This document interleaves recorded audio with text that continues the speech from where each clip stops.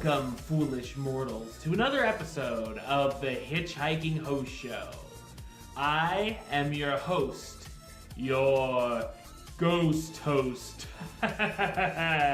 Wes Troop. And this week, there was a lot of important news that came out, all in 1 week, oddly enough.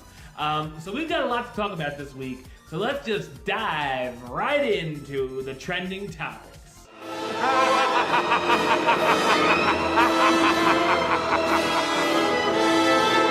The biggest news that dropped this past week was the surprise announcement that the Star Wars themed lands at Disneyland Park and Disney's Hollywood Studios will both be opening in the year 2019. That's right, only 2 years to wait. Oh, Disney has gone on record that saying, even if Disneyland beats Walt Disney World by a few months, that the twin lands will at least open during the same year. So it's possible that the Disneyland version of Star Wars Land could open in the spring or the summer, and the Disney's Hollywood Studios version could open in the fall or the winter. It's all possible. Or for Christmas, what a Christmas present that would be. But it sounds like Disneyland's version is going to open first. Either way, even if they're not on the same day, Disneyland will probably open first, and then Hollywood Studios a few months after, or soon after at least. I'm very excited to hear this. I had sort of assumed it would be around 2019, 2020 that these would be opening. I didn't think it would be too long because they are still working on it. It wouldn't take 3-4 years to work on something, but yeah, I'm definitely very excited. You guys know I'm a huge Star Wars fan. I can't wait to see what they come up with in the Star Wars themed areas. We have an idea. We know there's going to be 2 rides, the Millennium Falcon ride and another type of dark ride. But yeah, I can't wait to see more progress as we get closer to 2019. Also, in addition to the Star Wars Land opening date, it was also revealed earlier this week that, as rumored, we talked about it on the show a couple weeks ago, Pandora, the world of Avatar, will be opening at Disney's Animal Kingdom officially on May 27th, 2017. Remember we said about those blockout dates seemed kind of weird? Well, yeah, it turns out to be for good reason. No further details were announced, but considering the new land is basically all but finished, we'd imagine that this would be one date Disney will be able to stick to, with soft openings potentially happening even before the May 27th date, which we're very excited to hear about this. We've talked about Avatar Land many times on here for many years, probably since the beginning of the show, actually.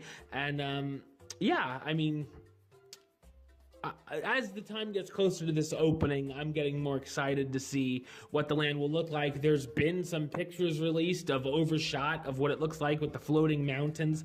It looks awesome. So I can't wait to see this in person. I'll be excited to check this out. When it was announced, I was sort of like, but as it gets closer, I see more pictures. I'll get to see what the rides look like and ride through videos. Definitely can't wait to check those out. Now, moving on to nighttime entertainment. Though we've known for some time that the nighttime entertainment at Magic Kingdom was going to be getting an update, Disney dropped a bombshell. You dropped the bomb on me, baby.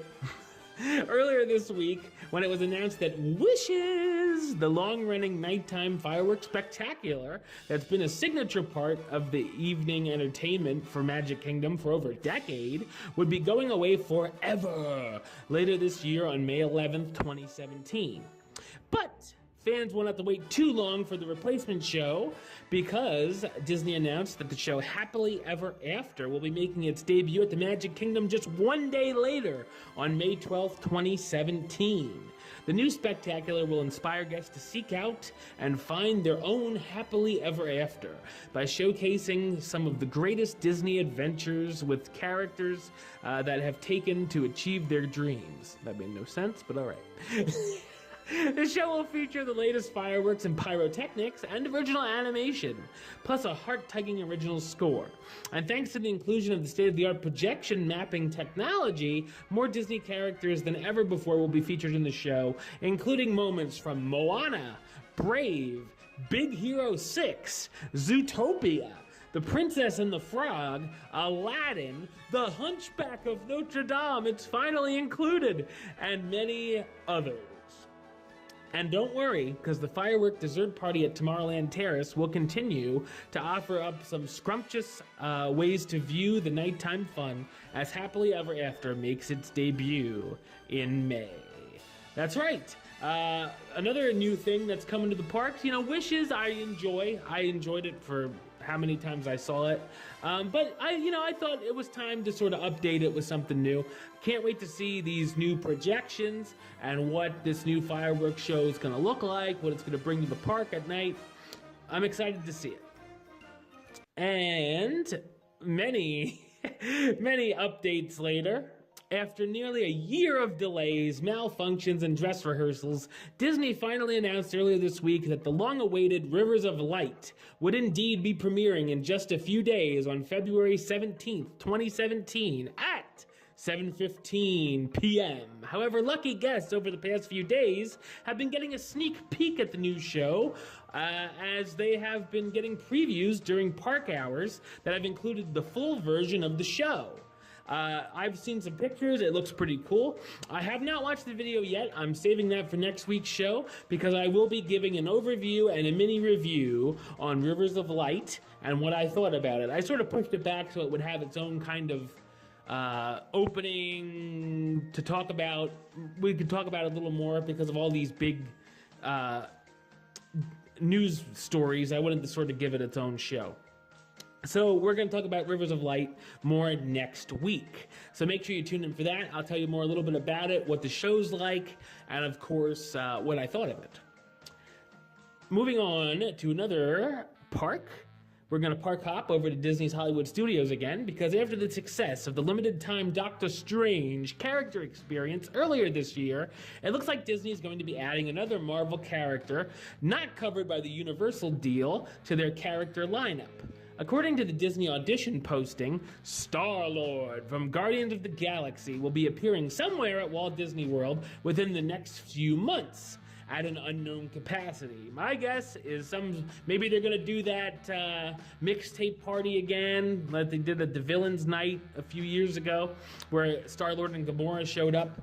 I love more Marvel characters in the parks that they can put in. I love meeting Thor and Captain America over at Disneyland.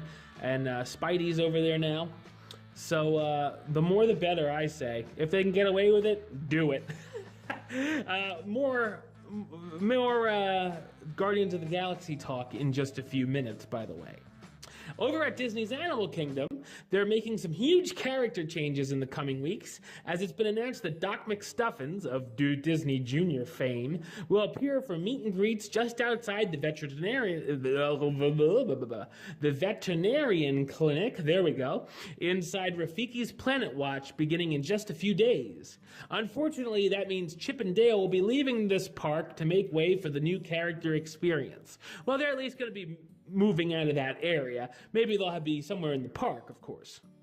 Doc McStuffins will continue to meet guests at the Animation Courtyard and for breakfast at Hollywood and Vine as well. Doc McStuffins, evidently as popular as Mickey Mouse these days. I suppose she's a popular character. I don't watch Disney Junior. It would be kind of odd if I did. But, I guess that's all right. I don't know why Chip and Dale have to be chased out, but progress, right? So if you want to meet Doc McStuffins over at the Animal Kingdom, you can find her at Rafiki's Planet Watch. And this news even hit the nightly news here. Price hikes came to Disney parks this week, with prices on parking, admission, and annual passes going up. Some of the highlights include during peak season, including spring break, much of summer, and late December, will remain $124 for the Magic Kingdom, but will rise at Epcot, Disney's Hollywood Studios, and Animal Kingdom to $119 from its $114 that it was lately. Regular season, covering the early spring and fall, will rise to $115 at the Magic Kingdom from its $110, and are going up from $102 to $107 at Epcot, DHS, and Animal Kingdom.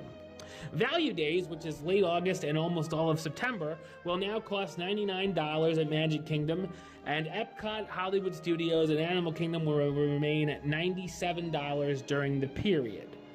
In addition, Florida resident Gold Passes with blackout dates during Christmas and spring break will now cost $559, up from $549, and the highest tier of Platinum Passes, which have no blackout dates, will now cost $679, up from $649.